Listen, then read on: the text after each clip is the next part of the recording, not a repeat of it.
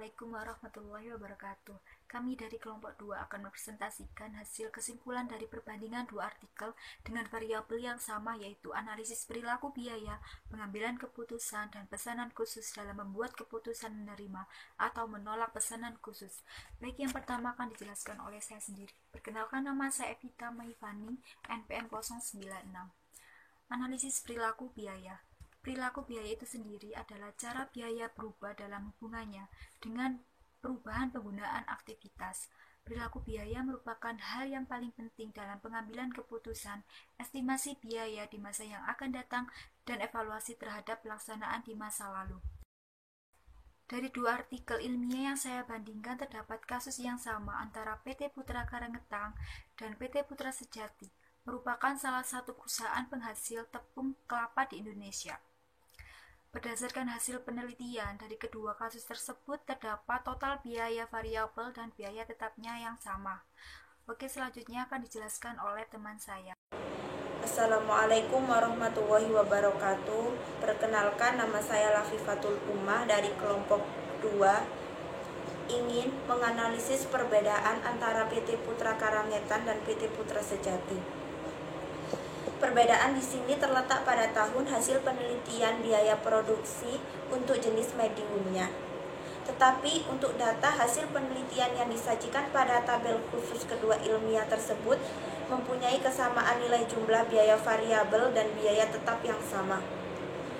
Dapat mengambil kesimpulan mengenai perilaku biaya tersebut, yaitu bahwa besarnya kalkulasi biaya produksi untuk jenis medium pada PT Putra Karangetan dan PT Putra Sejati memiliki hasil penelitian biaya produksi yang sama. Dari kontribusi presentasi biaya bahan baku untuk produksi tepung kelapa sebesar 69,95%. Assalamualaikum warahmatullahi wabarakatuh. Nama saya Anggri Maulidiatur Rahmah, NPM 21901081117. Di sini saya akan meneruskan penjelasan dari Mbak Evita Maifani mengenai perilaku biaya. Selanjutnya, dari kontribusi biaya bahan baku tersebut dapat menghasilkan biaya produksi dengan jumlah variabel yang lebih besar daripada jumlah biaya tetap. Oleh karena itu, meningkatnya kapasitas produksi menyebabkan biaya tetap per unit menjadi lebih kecil. Dengan menggunakan analisis perilaku biaya setelah dipisahkan menjadi biaya tetap dan biaya variabel, maka pihak manajemen dapat mengendalikan biaya tetap dengan meningkatkan kapasitas produksi. Assalamualaikum warahmatullahi wabarakatuh. Perkenalkan, nama saya Miranda Aulia Udayani, NPM 21901081130. Di sini saya akan menjelaskan analisis pengambilan keputusan untuk menerima atau menolak pesanan khusus dari PT Putra Sejati dan PT Putra Karangetang. Untuk pengambilan keputusan itu sendiri, yaitu suatu hasil atau keluaran dari proses kognitif yang mengusung pada pemilihan jalur pembuatan antara beberapa pilihan yang tersedia. Kesimpulan dari analisis penerimaan atau menolak pesanan khusus dari PT Putra Sejati dan PT Putra Karangetang, yaitu di mana seorang manajer harus membutuhkan biaya diferensial untuk membantu membuat keputusan, di mana jika harga jual perusahaan lebih besar dari biaya variabel, maka perusahaan dapat menerima pesanan khusus tersebut, dan jika harga jual lebih kecil dari biaya variabel, maka perusahaan tersebut dapat menolak pesanan khusus tersebut. Di sini dapat kita lihat dari analisis untuk PT Putra Sejati dan PT Putra Karangetang, di mana harga jual mereka lebih tinggi dari biaya variabel, maka mereka dapat menerima pesanan khusus tersebut. Assalamualaikum warahmatullahi wabarakatuh. Nama saya Muhammad Hasbi Siddiqi, NPM 133. Saya ingin menjelaskan hasil analisis perilaku biaya, khususnya dalam membuat keputusan menerima atau menolak pesanan khusus, menunjukkan bahwa analisis biaya diferensial mempengaruhi hasil produksi terhadap perilaku biaya untuk mengambil keputusan manajemen dalam pesanan khusus.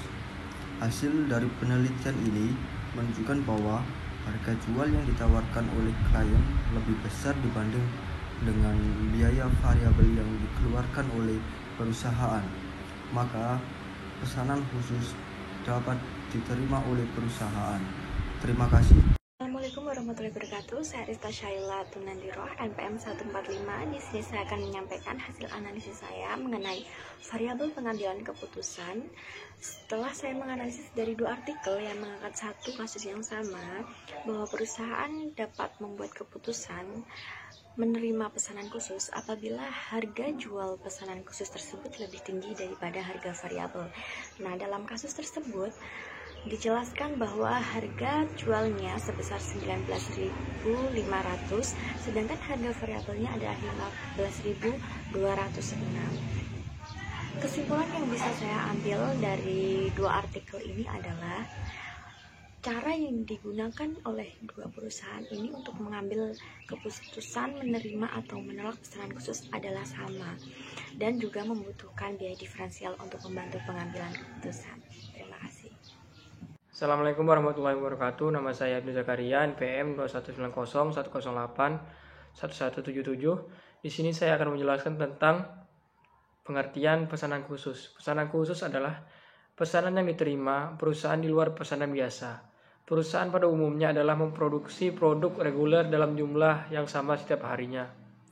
Jika suatu saat ternyata perusahaan mendapatkan pesanan khusus dengan harga khusus, maka perusahaan dapat mempertimbangkan apakah pesanan khusus tersebut diterima atau ditolak. Nama saya Ahmad Rustian Lutfia, NPM 21901081163. Di sini saya akan menjelaskan langkah-langkah untuk mendapatkan keputusan menerima atau menolak suatu pesanan khusus. Yang pertama, menghitung laporan laba rugi untuk tiap-tiap departemen yang ada.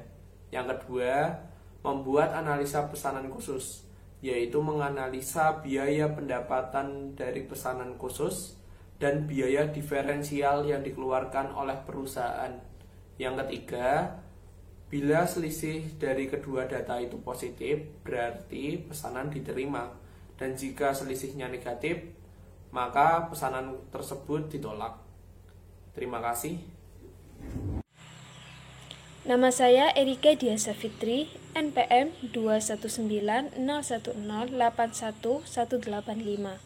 Kesimpulannya adalah, berdasarkan data pada gambar tersebut menunjukkan bahwa tambahan pendapatan diferensial dari pesanan khusus adalah sebesar 546 juta dan biaya diferensial sebesar 425.782.560 rupiah, sehingga didapatkan contribution margin sebesar 138.217.440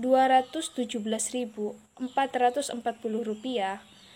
Jadi, dari hasil penelitian tersebut menunjukkan bahwa harga jual pesanan khusus lebih besar dibandingkan dengan biaya variabel yang dikeluarkan oleh perusahaan, sehingga pesanan khusus tersebut dapat diterima oleh perusahaan karena selisih tersebut positif atau menghasilkan laba.